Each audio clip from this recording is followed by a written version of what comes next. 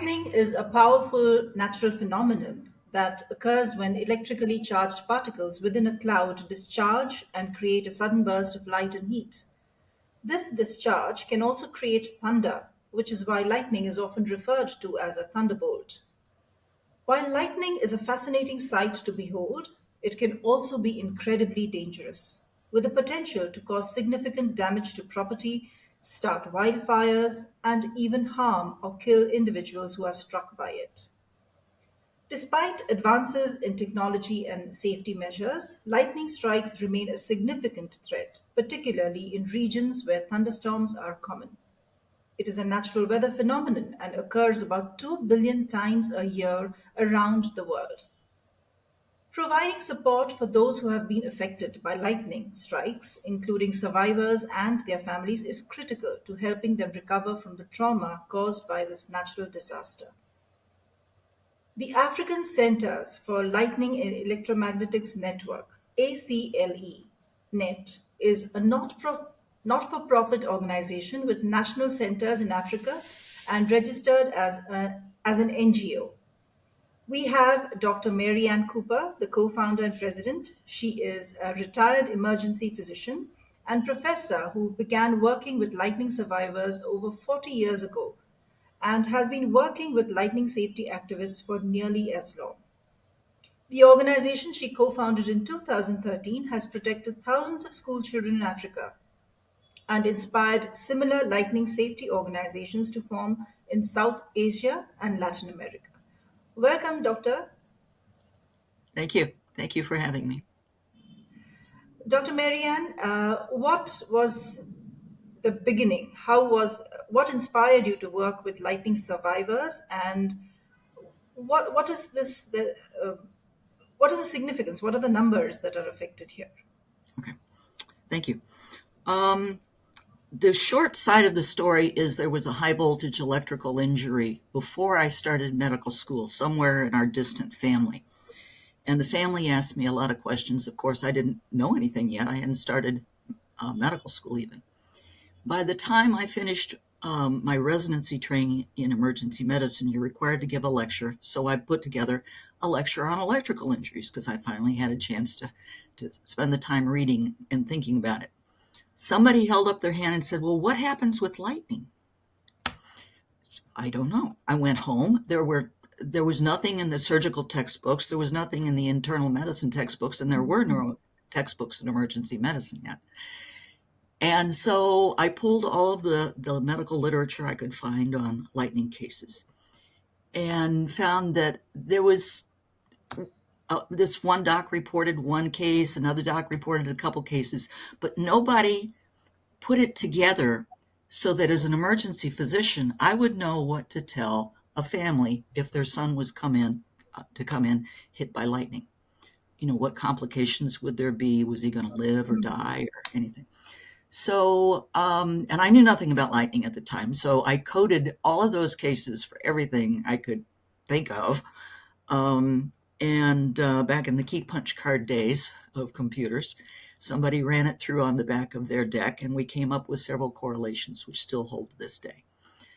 Shortly after, as I was working with lightning, I was contacted by Steve Marshburn of the Lightning Strike Survivors, who had just formed the organization. That was back in the late 80s, and have been working with them ever since. Now the internet allows anybody to search on lightning injuries and find me or the organization. And I've been privileged to work with the National Weather Service and NOAA, and to work with lightning people and researchers all over the world now. It's been a phenomenal career, very enjoyable, very rewarding. Yeah. And the way we started the international, in 2011, I was invited to a conference in Nepal as the international expert on lightning injuries. And they set us alphabetically by country. So it was Uganda on one side, here was me for the United States, and here was Foster for Zambia. And Richard got up, he's the co-founder of this organization. When Richard got up to give his report on Uganda, he was almost in tears. He said, I found out 75 of my countrymen have been killed by lightning in just the last few months. And only a few months ago, on June 28th, again, this is 2011, 18 children were killed and 38 others hospitalized from one school just about a 3-hour drive from my home in Kampala. And he had kids that age. And he said, I want to do something about this, but I'll just go home and nobody will pay any attention. Um, and so here I was, this American going, oh, well, you can do all these things. This is what we did. Okay. But to his credit, he went home and he started this organization in 2013 and Okay. recruited me to be the director. And I said, I'll give you a year. That was 9 years ago. And we're still going strong. So, Awesome. That's such a lovely, heartwarming story. And I'm sure this came out of good, good vibes, good yeah. thoughts. So that's why it is sustaining even now. So tell us, for the layperson out there, when somebody is struck by lightning, what happens physically, emotionally, of course, and how long is the recovery period, if at all there is a recovery period? Okay. Very good questions. And you just asked about 4 or 5 questions right there. So, first of all, in developed countries, 90% of people survive, but they may have permanent injuries, including brain injuries, similar to the football players, the post concussive types of things. They can also have chronic pain because of damage to the nervous system and to the nerves, because lightning is a nervous system injury. It's not really a burn injury. Um, it may take people a long, long time to recover, just like it does from any brain injury. Usually, by about 2 years, they've stabilized, and they may have learned at that point that this will always be with me, but I can put this up on a shelf and go on with the rest of my life. Okay. I still have to worry about it, I still have to deal with it, but I can go on. That's what the support group is about. That's what so much of the work is about that we're doing. Now, what happens when people get injured by lightning? First of all, struck is probably the wrong word because it implies that it's a direct strike, which is what most people know about. Direct strikes only cause about 3 to 5% of the deaths. The vast majority of deaths, probably over half, are caused by lightning hitting a distance away, traveling through the ground. That's called ground current, and you get injured that way. Another is if you're standing close to something tall, like a tree, lightning hits the tree and then some of it splashes across to you, which is why we tell people don't stand under a tree. Another is, and this happens a lot with livestock in the developing world, the livestock will get up close to a metal fence or metal wire fence. Lightning hit a distance away and then come and kill all of the animals that were close to that fence. And that can happen with us if we're inside a building and we're touching the plumbing or the wiring. Okay. Last but not least, there's upward streamer. Whenever a thunderstorm comes across the sky, it induces an opposite charge in anything underneath it on the ground, whether that's television tower or a tree or a person. And that charge goes up. That's an upward streamer. Sometimes the lightning comes down and you finish the lightning channel. Other times, lightning hits someplace else, and then that upward streamer just collapses. As it collapses, there's still enough energy to kill or significantly harm people. So I'm trying to get rid of the word struck because it gives the wrong impression. But that's just my newest campaign. So, So, Dr. Marianne, how do you collaborate with lightning safety organizations and other professionals to ensure that you're educating, like you mentioned, you are educating people to protect their buildings and areas from lightning, talking about how to protect themselves from lightning. So, do you have any collaborations and how do you go about these programs? thank you for asking that because there are people all over the world that are concerned about this. Um, Part of it started because of some of my colleagues from the National Weather Service, Ron Holly, some of the others, John Jensenius.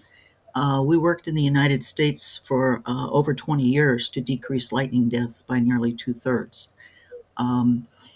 When we almost put ourselves out of business in the United States, we have fewer than 20 deaths a year now in the United States. Okay.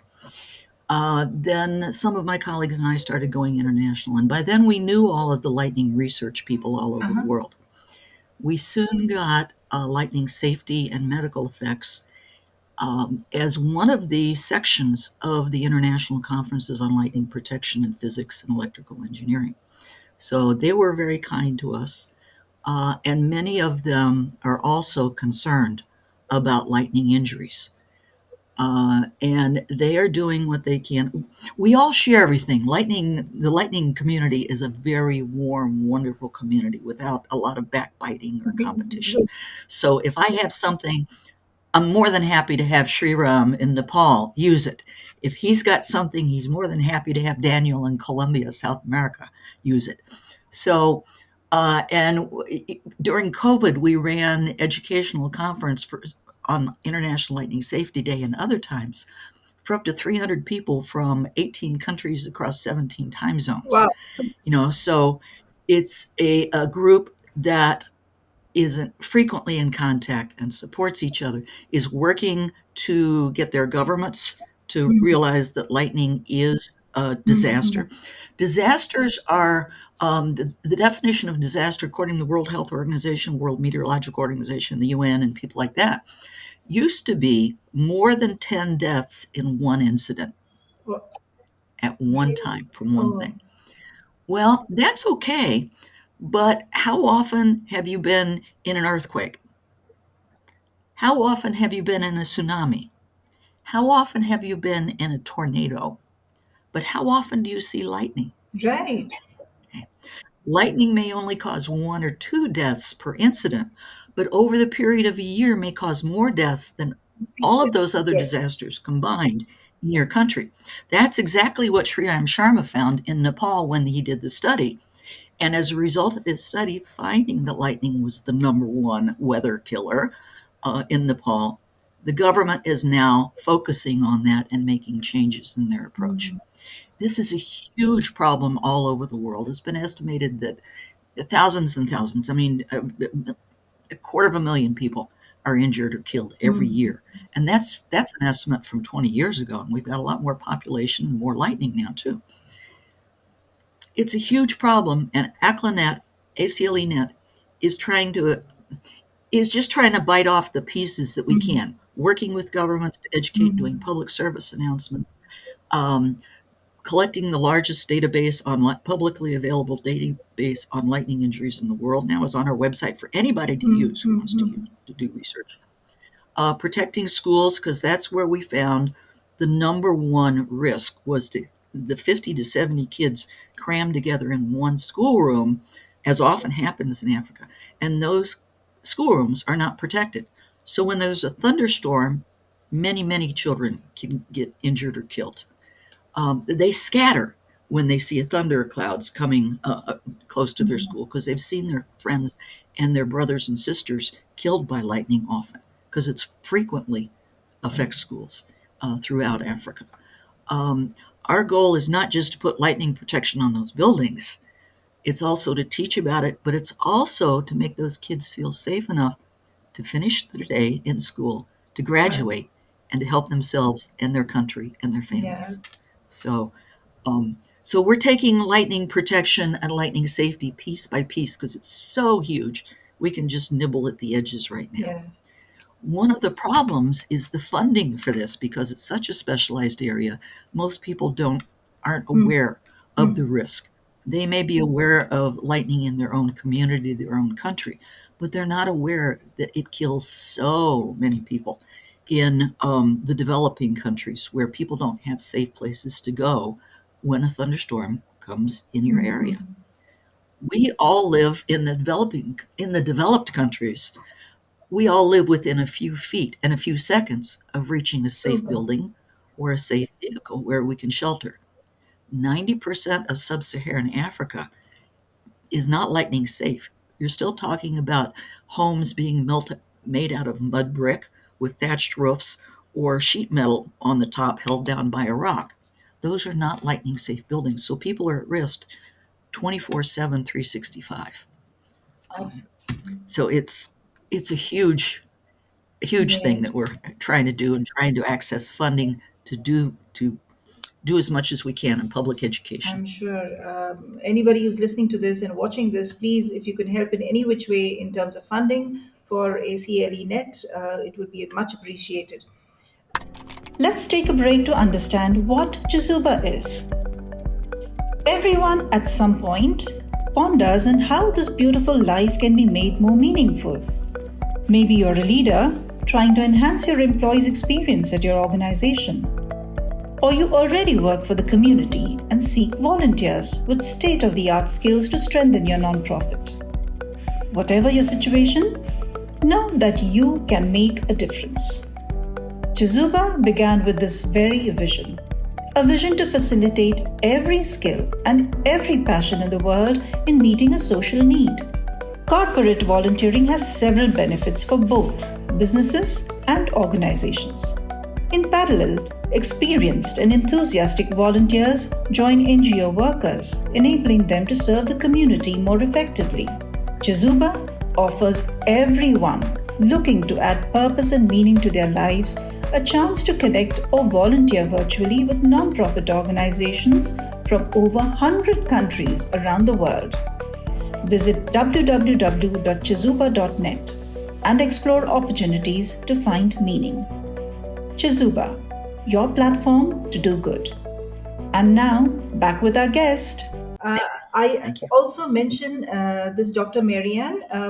The areas that you spoke about, of course, have the highest density of people also living. So probably Yes. the frequency of it happening also is more. You spoke about working with governments. You spoke about creating awareness and educating children, and even collecting a database and kind of giving it out there for people to help. Which is the most challenging of it all? If I'm not mistaken, I think it would be working with the governments. You're not mistaken there. Absolutely. Um, when you get to some of these governments, people have been in their positions for years. They're collecting their paycheck for doing what they're doing. Why would they want to do extra?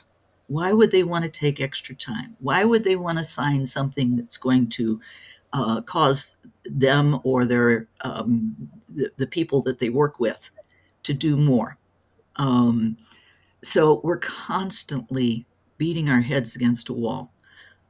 However, we have found some good hearted people, even within the government, that are working with us. One of our board of directors is Tony Mukasa Lusambu, who is a retired commissioner of education from Uganda government, and he has been wonderful going out to teach at the schools, helping us through the all of the machinations and the complications of government and who we should meet and who's in charge of who and all that kind of stuff.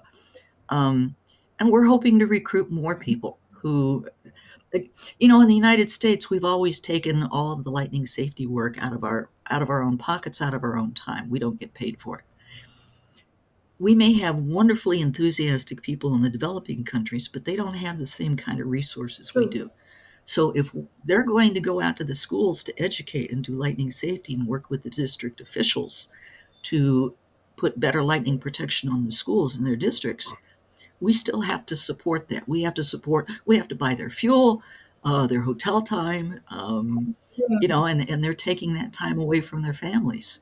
So, and taking those days away from earning the food, earning the money that's going to pay for True. the food to feed their Yes. families on those days. So it's a very different kind of cultural thing that uh, Americans and people in the developing world don't understand, Mhm. and I'm learning every day. So. Yeah. So, what are the types of interventions or treatments that you offer to support lightning survivors in their recovery? And obviously, there's some money involved there too, right? It's not an easy task to, give out treatment. It must be expensive. Okay. Um, we don't, okay, rather than providing medical care, the support group provides education, knowledge, a lot of support between not only the people who have been injured, but their caregivers who can become exhausted, like caregivers of anybody with a serious illness. Um, and rather than maintaining a list of doctors, for instance, who do lightning medicine, uh, what we encourage is the support group to meet, to get to know people in their own area and find out who Yeah, has makes been, sense. Yeah. um, who has helped them. This may be covered by workers' comp, it may be covered by insurance. A lot of it is just time, but certainly the brain rehab is something that I wish more physicians were knowledgeable about and would refer people for. And Dr. Marianne, did the COVID pandemic affect your work in any which way? Yes, it affected it in many ways. Um, but because it closed schools, it closed countries, it kept us from doing some of the school installations for a long time, meeting with government officials. Um, but it also caused inflation. Fuel costs almost twice as much in Uganda now for our people to go out to drive out to the schools. The food, the Ukrainian crisis, COVID, and inflation, all three together, a triple whammy, have increased the food costs so much in Uganda that we need to pay our people more, particularly when they're on those trips, just to buy their food and their hotel time, not to mention to support their families. And we've got the only people that are paid in our organization are the 4 staff members that we've got in Uganda. And they give so much of their time. I wish I could pay them what they're worth. They are wonderful people. Yeah. Dr. Marianne, uh, as we conclude this episode, I'd just like you to maybe share. You just corrected me for saying that lightning is not struck, lightning does not strike. There is something else. So, are there any common misconceptions about lightning? We could use this platform Oh, to clear them. no. There are many misconceptions. However, let me tell you about some of the cultural things that we also face in Africa. It turns out that while we're collecting the database that's made out of news reports, but there are a lot of beliefs, not only in Africa, but throughout the world, that if you talk about lightning, like if you might report the injury to someone, that lightning will come down and hit your family. Okay. It's also another thing is that um, uh, you can hire witches to call down lightning on people. So if your son was injured by lightning, then you know it's because that family over in the next village he's been having problems with hired a witch to hand that lightning hit him. So you get your family together and you go do a revenge killing on that Goodness. family. Okay. In the Democratic Republic of the Congo, which has many, many problems, but there was a private school next to a public school. The lightning hit the public school and killed a couple of kids. And those parents got together and said, well, it's because the principal and those people in the private school called down lightning to kill our children so that we would be forced to pay tuition to go to their private school. You think that sounds silly, but they got the headmaster and the assistant head teacher put in prison as a result of that. What? Yeah. People also, when a school is hit, they may say that the head teacher is a witch. We have another instance of that in Rockview, where Bernadette was accused of being a witch until she was also injured by lightning when it came down and hit their school again. Um, or people will think that that the school that's hit by lightning or the person that's injured by lightning has been beating their wives or beating their children or doing some other sinful activities. There's, Very it's unfortunate. also, if you wear red, that attracts lightning. You have to cover mirrors because that will reflect the lightning onto somebody and injure them. So there's all these superstitions so we not only have doing the lightning protection and the lightning safety. But we have to work around these superstitions Exactly. respectfully. because their grandmothers told Right, them these right. things. But respectfully, and teach them that lightning can is a scientific phenomenon. We can explain it, we can study it, we can tell them how often it's going to hit in their area statistically. So there's all kinds of layers of education that we haven't even talked about, Yeah. that we have to deal with. Wow. I know it may be challenging, but at the same time, it may be, uh, what should I, very, very interesting also to address these, you know, doubts, or how do you educate? I'm just very curious to know, how do you educate them by showing, do you show a video of how lightning develops?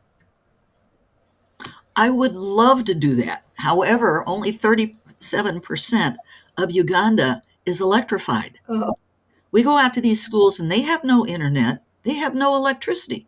They may not even have a clean water system for their mhm. students. Right now, I'm working on getting a So the water challenge system is for not, that school that had the 18 kids killed. so Hmm? the challenge is not just one So, layer. There are many layers to the challenges. Yeah, absolutely. yeah, Absolutely. you're doing great. I mean, you're doing a fantastic job looking at the way things are. Dr. Marianne, what are the goals for the future of your organization? I know you are already doing a lot, but do you have anything else coming up in the pipeline? Oh, we've just barely scratched the surface. Okay. My goals, I would like all school children across Africa to be protected from lightning. I would like the building codes across Africa to include standardized, internationally accepted standards of lightning protection. Um, I would love the public to know, as they know in the United States, when thunder roars go indoors, and also because they have a safe place to go because they do have lightning protection. Um, so education, standardized lightning protection, um, people learning that they can do something to protect themselves. If you think it's because some demon is calling down lightning on you, then what can you do about it? Absolutely, yeah. Yeah, but if you know it's something that you can seek shelter or do some other kinds of things to be safe, to protect your animals, to protect your family, that's my Right. goal. I won't see it while I'm still alive, but we're getting it started. We're getting it started. It took a generation in the United States to decrease the deaths to such a minimal level. Right. It's going to take a lot longer internationally in all of these individual countries. I mean, there's 55 countries in Africa alone. True, very true. So, We've definitely started the process, and I'm sure it is going to take you many days, many months, many years to reach there, but you will. Thank you so much, Dr. Marianne. with God's grace, with God's grace. Okay. Thank you. Thank you very much for taking the time to speak with me today. I really appreciate the opportunity to discuss this intriguing topic. I very honestly did not know so much about lightning and learning about safety. It was an absolute pleasure to meet you. Thank you again. Thank you. You were very well prepared. Great interview. Thank you.